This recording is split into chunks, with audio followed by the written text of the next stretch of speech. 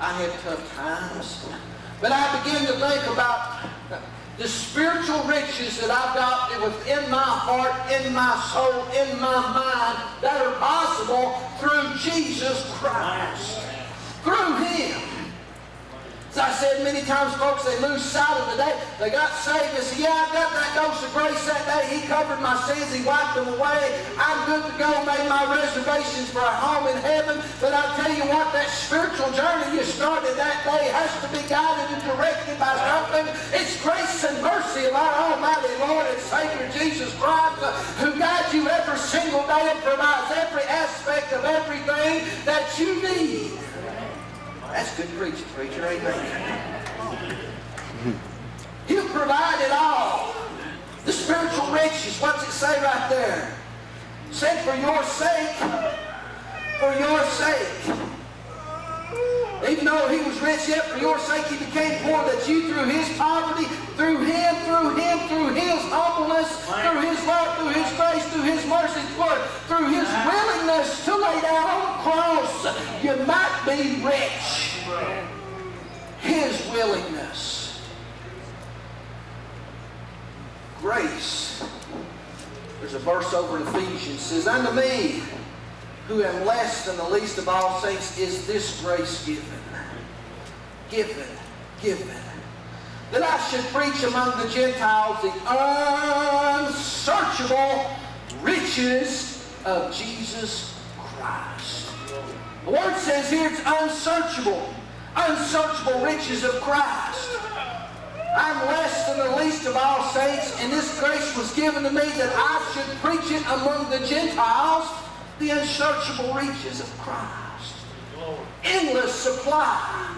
Doesn't run out. It doesn't run dry. You know, think about here in this great country of ours. Back before school was out, I watched a series of videos that were produced by the History Channel. And it talked about the history of America. And it went through stages of the history of America, all from the Revolutionary War and all of that stuff, all the way up to present day. But it talked about booms that existed and things were the industrial age and when things began to change, when oil was struck in Texas, how it changed this country. You begin to think about here in Kentucky, you know, we've got a natural resource that, you know, coal miners are becoming extinct, seem like. It's not a very popular thing in the government, in the country, in the world, the EPA and all this stuff. So, you know, one time was a mainstay of employment was the coal mining business. Coal, a lot of you was raised on coal mining pay. A lot of you right here, you had daddies and grandpas and stuff that raised you up. My daddy was raised in a coal mining camp in Harlan, Kentucky. Raised on a poor coal miner, worked in an old dirt hole up in Harlan County, crawled around in the mines. And my grandpa died at about 62 years old after eating coal dust and black lung. But you begin to think about the resources that we have, and they talk about what's available and how long it will run out. And, you know, how long, I don't know how many hundred years they say we've got coal. And oil, seems like oil must be about to plumb dry. Go to the pump nowadays, go over and check, see what they charge you. You know? Never dreamed in my life I'd be pumping gas.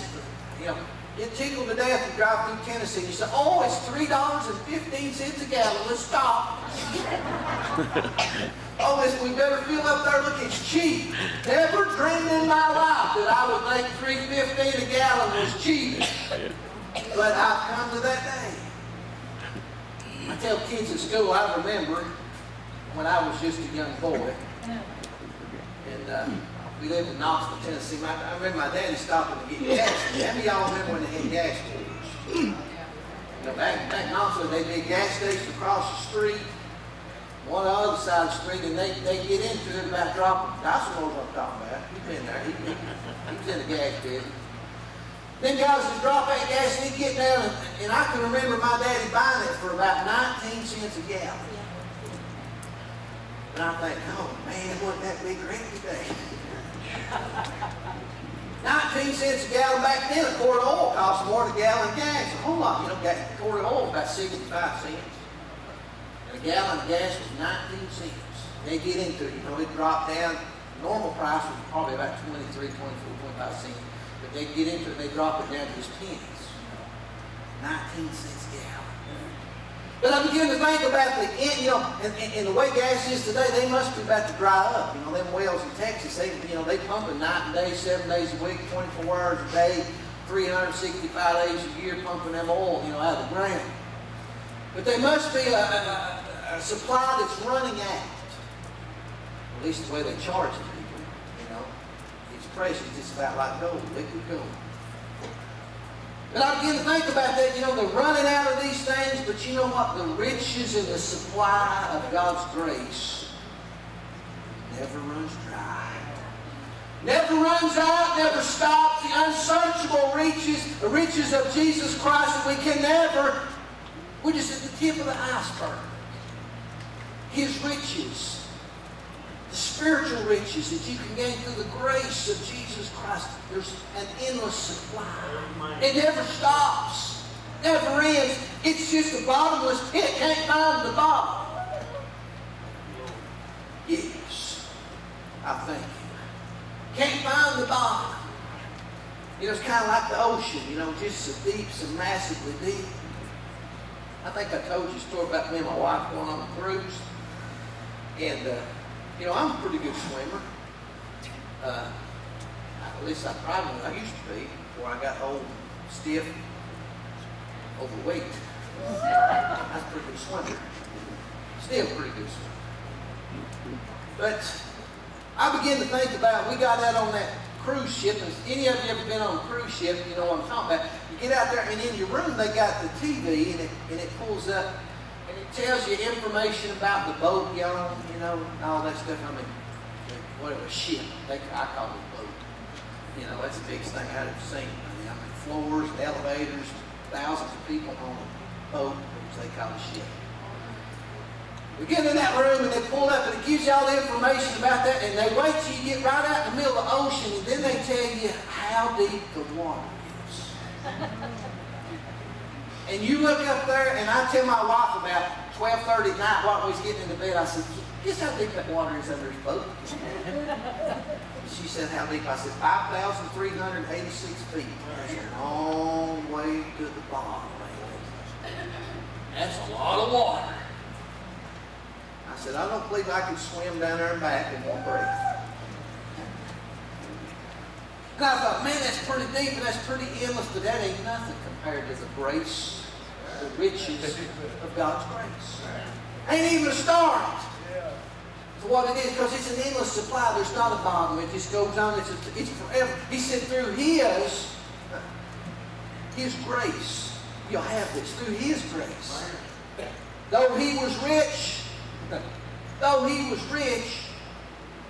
for your sake, through His poverty, that you would have all this.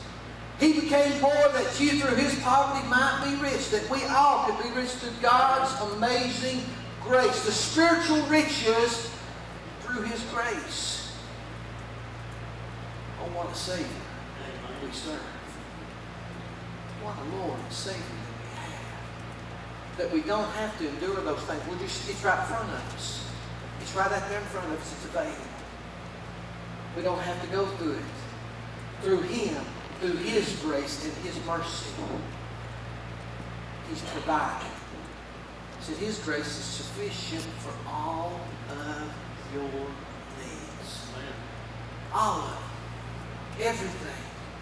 Mentally, physically.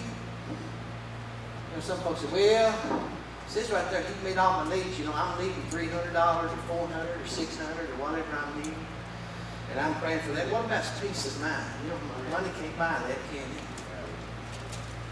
I talk about folks, I mention my daddy-in-law a lot, but I've seen people who could be content with literally nothing. Just happy as could be. If they had a good piece of ground, grown a good garden, had some beans and taters, and put up a little bit of this, cans of tomatoes, a few things like that, just got by, just happy as could be, happy as a lark. They had peace of mind.